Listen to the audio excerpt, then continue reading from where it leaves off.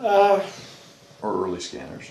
I guess from my standpoint, it was probably when they changed the size, the largest size of the label allowed to go across the window on the milk cartons. The labels were much smaller, and that's why we had this particular scan pattern.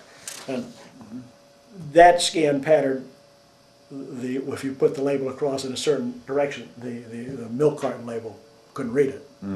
And so we had to, if we were immediately faced with scanner's dead, we're going to go to the big X. And so I was no PC, I was no computer expert.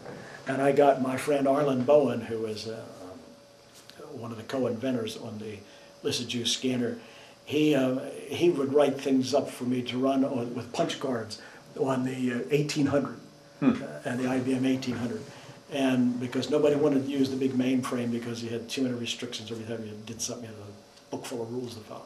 So we had an 1800 in the lab, and he'd work out these things, but I had to go in there with my punch cards, and I worked around the clock practically, came up with this design, and that killed the big X.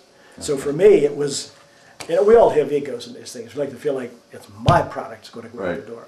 And when Ron Soderstrom came up with a big X, I thought, oh my gosh, there goes my product out the door. And in essence, I knew that this had, it wasn't just ego. I knew that this was a better scan pattern simply because it occupied a much smaller window.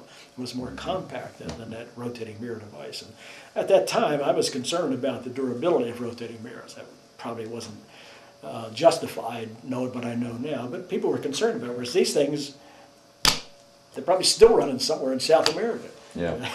They just don't have anything to wear out. And so that was, for me personally, a bad time, because it looked like my product was going to be, my design was going to be scrapped in favor of another design.